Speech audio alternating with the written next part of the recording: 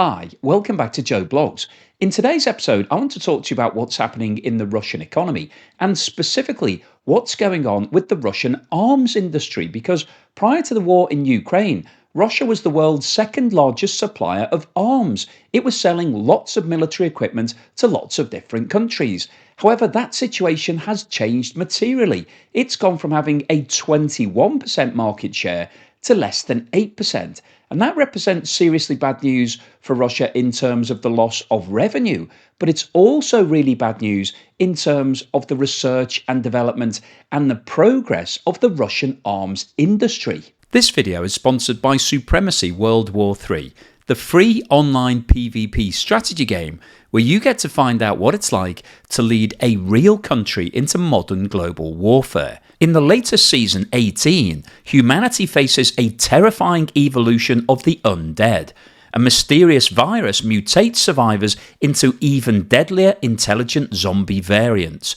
With the introduction of drone motherships, humanity's last hope lies in tech-heavy warfare. To help you succeed on the battlefield, the latest edition includes new officers' elite commanders with unique powers and personalities that elevate your armies. Supremacy World War III is free to play on PC, iOS and Android. And the great news is that Joe Blogs viewers can get an exclusive starter pack containing a free seasonal unit of the Elite Bomber worth $25 by clicking the link in the description below or scanning the QR code on the screen now. But don't hang around because this offer is only valid for the next 30 days. This chart shows global expenditure on military equipment dating back to 1988. And the reason we've got a gap in 1991 was because that was the year that the Soviet Union broke up, and so we don't have specific details for that year. That's why there's a gap on this chart.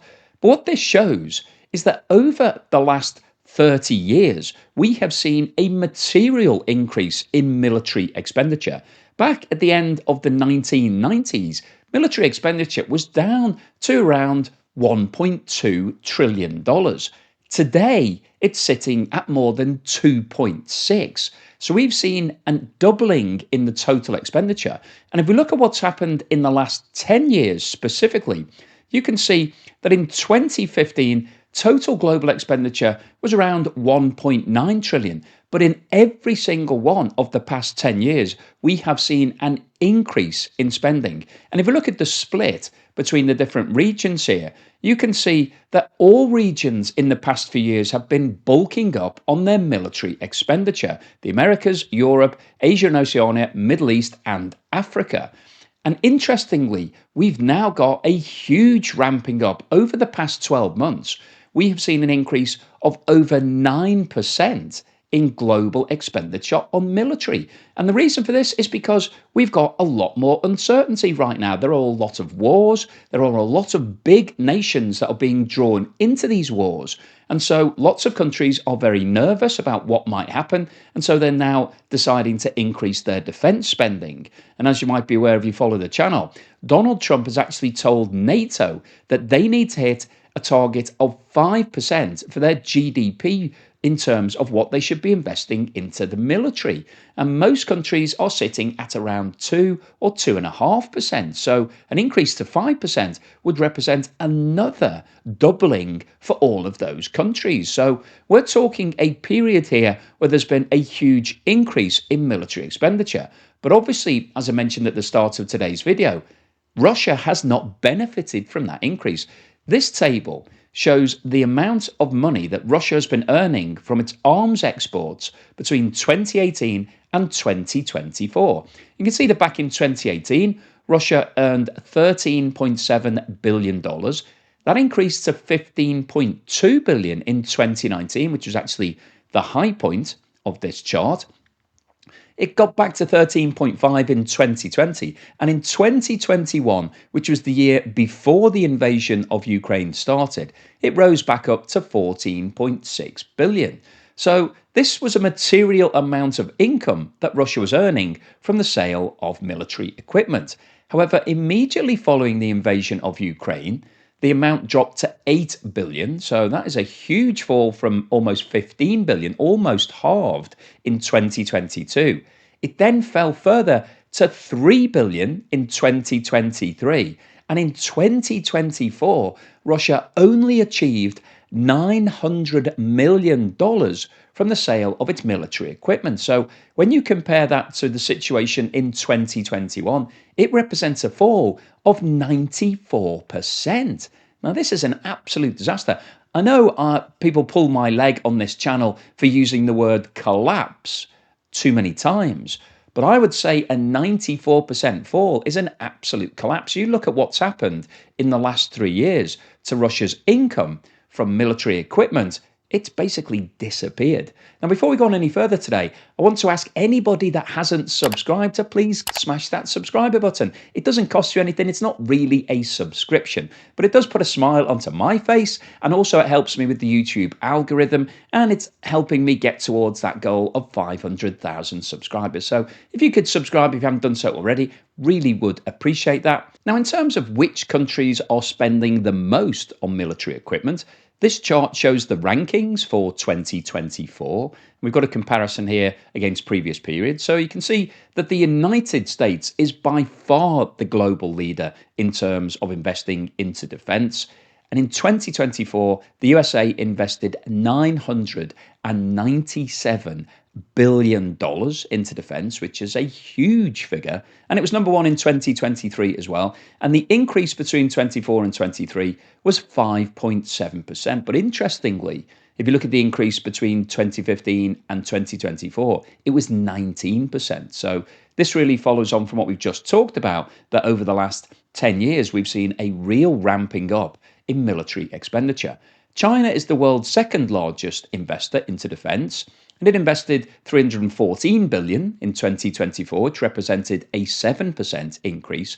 Russia is the world's third largest investor into defense, spending $149 billion in 2024, which represented a 38% increase compared with 2023 and a 100% increase compared with 2015. So Russia has really been ramping up.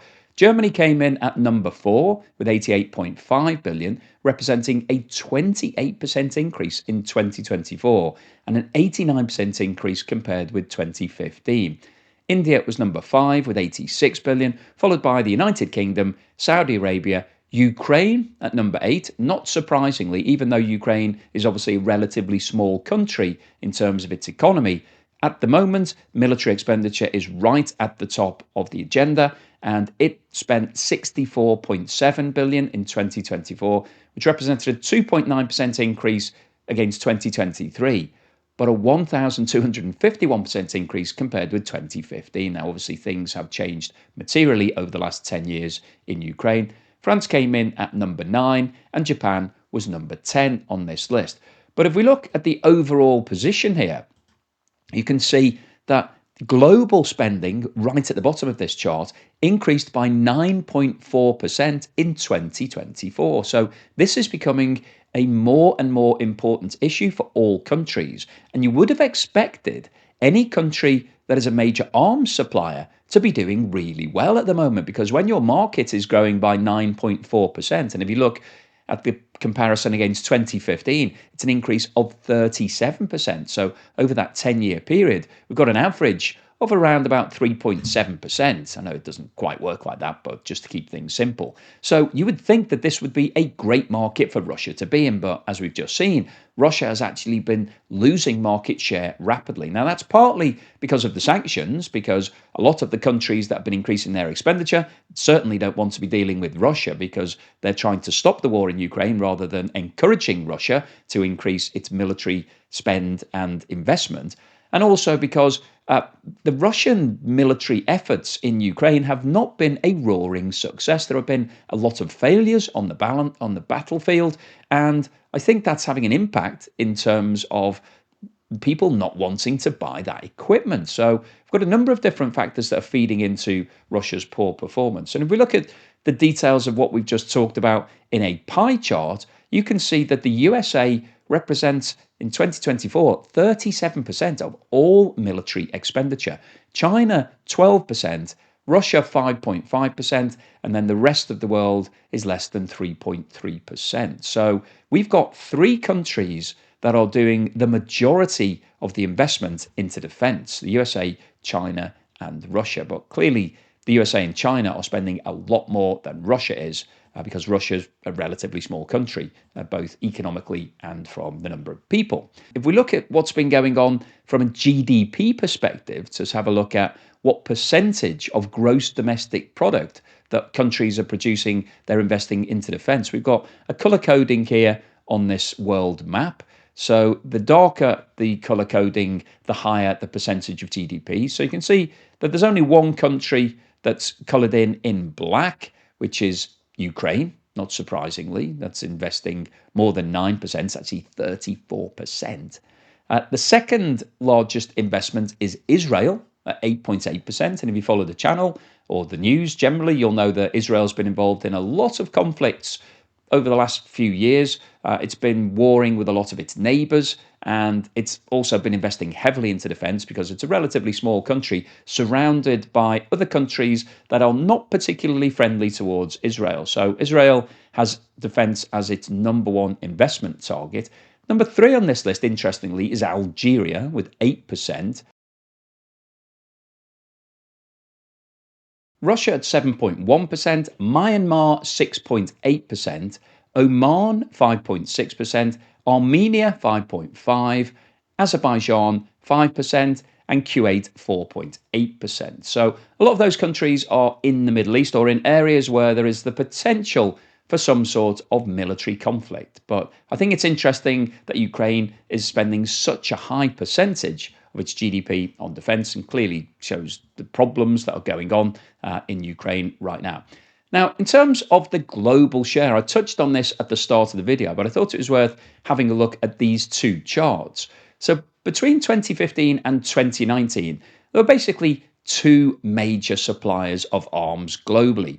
The USA, that held a market share of around 36% at that time, and Russia, which held 21%. So between the two nations, they were supplying 2/3 of all of the military equipment. Now, we've got other countries here. We've got countries in NATO: France, Germany, United Kingdom, Spain, and we've got China, Israel, Italy, South Korea. So we had a long tail of supply, but the real main option was, do you go to the USA or do you go to Russia? That's basically your two choices up until 2019.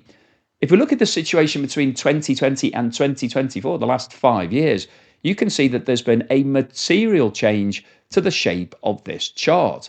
So the USA has actually increased its domination of the world market. It's now sitting with around 43% of all military expenditure is going to the US.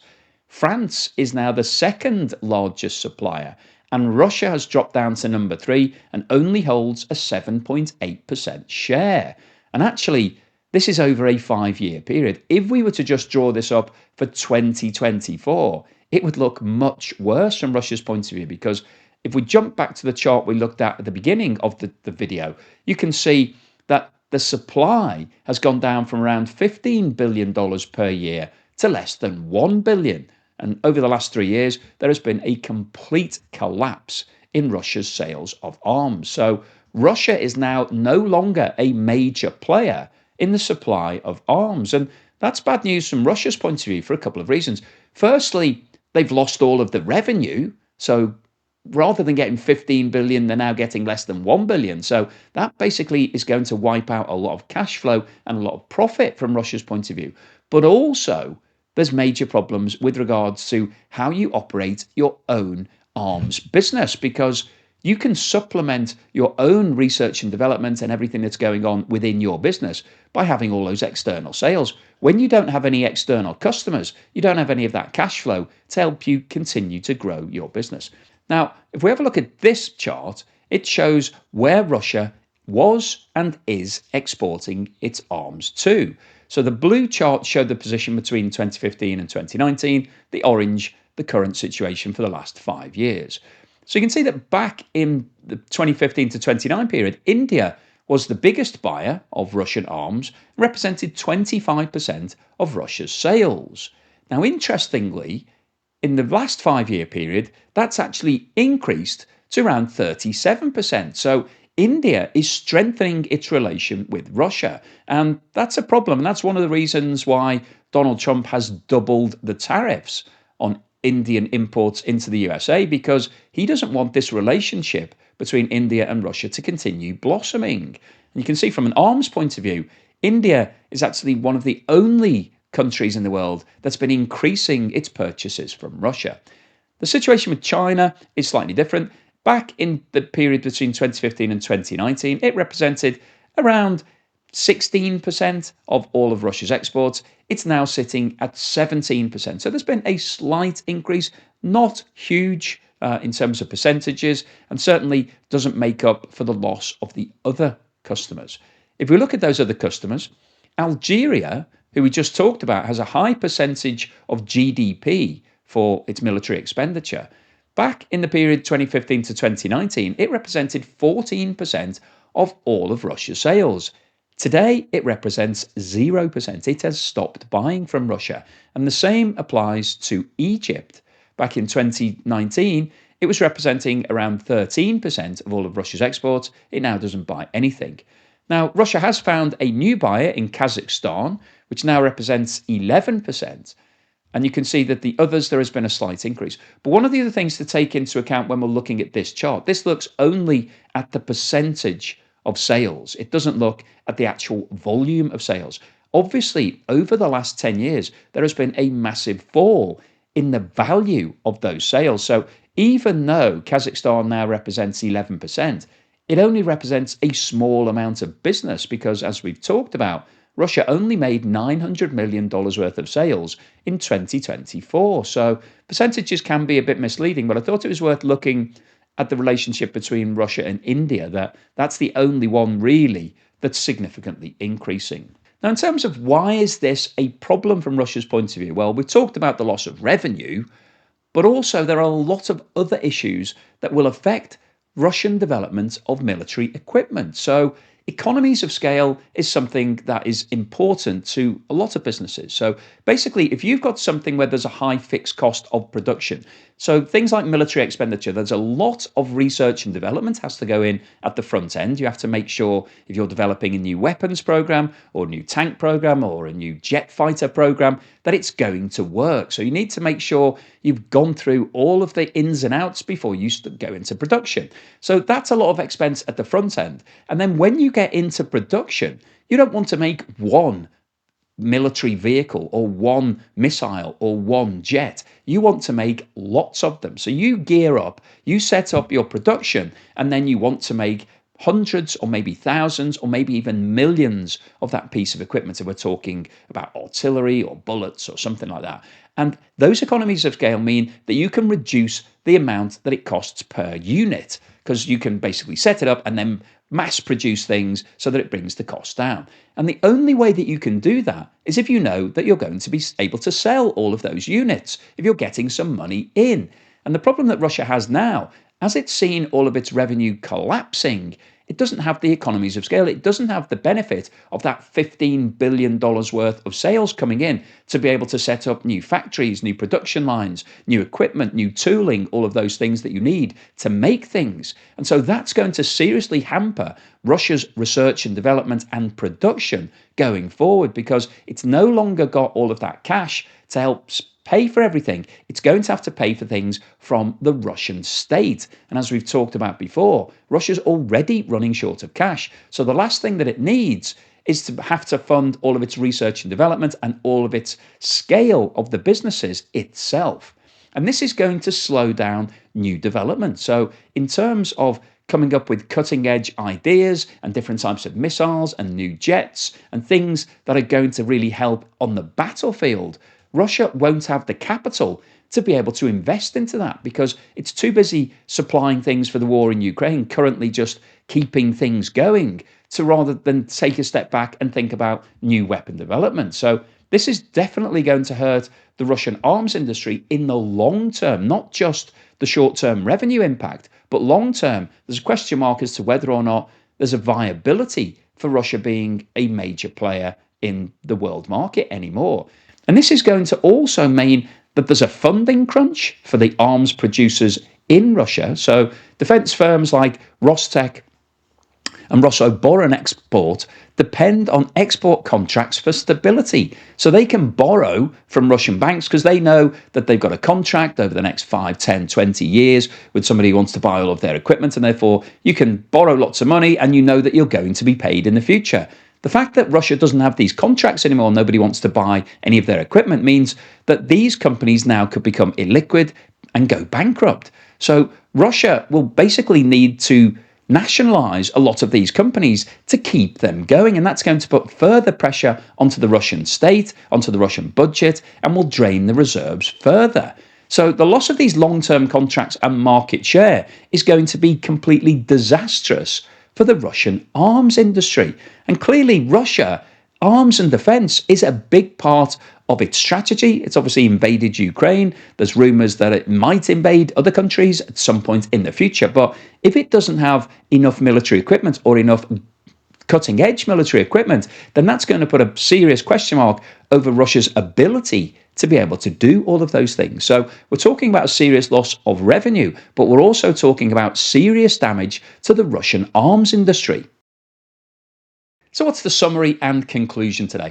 Well, I wanted to post this video because I think what's going on with the Russian arms industry is absolutely fascinating, and also is really important to what's going on in the Russian economy, because we've talked a lot about Russia's switch to this wartime economy whereby the Kremlin is sponsoring lots of different companies in Russia to supply things for the war in Ukraine. So if you're involved in the provision of military equipment, whether it be anything as simple as clothing right through to bullets, guns, tanks, jets, then you're being paid directly by the Kremlin. So you know you've got that guaranteed revenue. And that's causing a two-tier system in Russia, whereby those companies are able to offer higher wages. That's been driving up wages across the board, which is pushing up inflation and causing problems in the Russian economy. But what we've talked about in today's video is that these companies have now lost a huge amount of market share.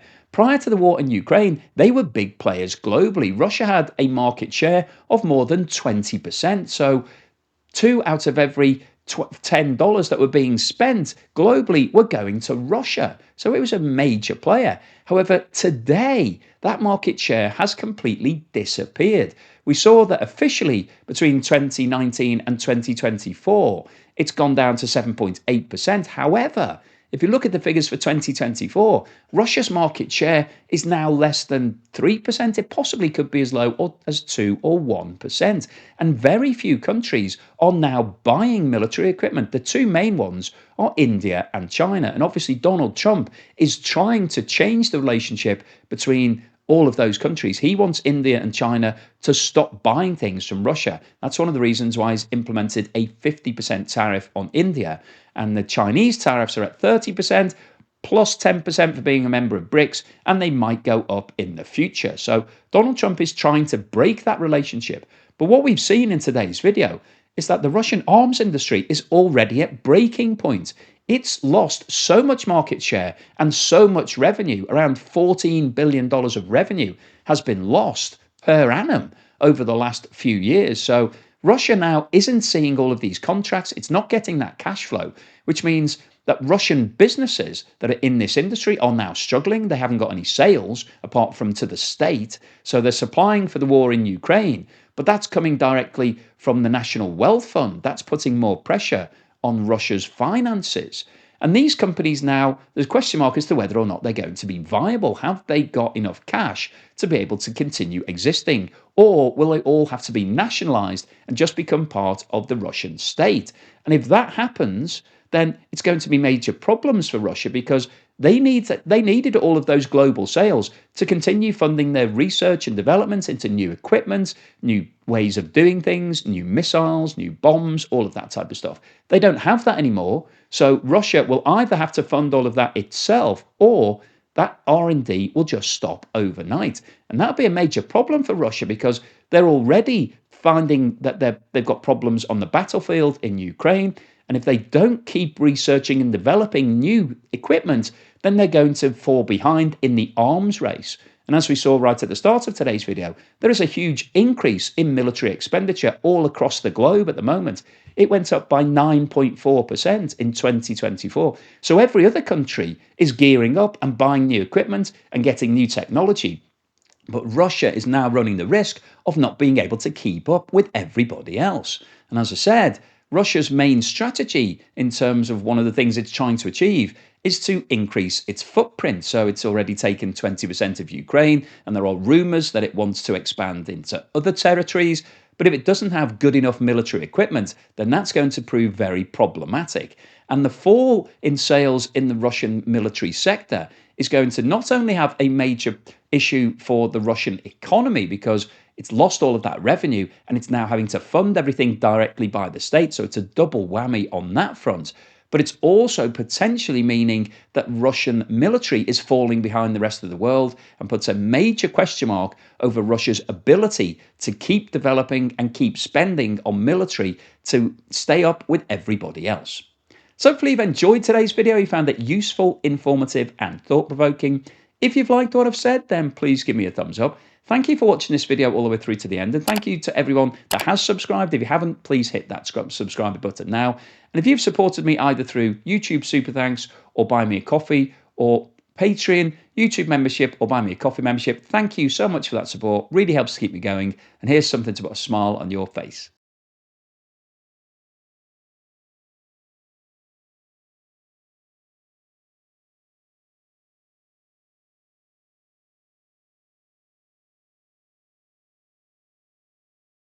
And don't forget that you can play Season 18 of Supremacy World War III for free on PC, Android and iOS, which includes the new Officers Elite Commanders. And the great news is that Joe Blogs viewers can get an exclusive starter pack containing a free seasonal unit of the Elite Bomber worth $25 by clicking the link in the description below or scanning the QR code on the screen now. But don't hang around because this offer is only valid for the next 30 days.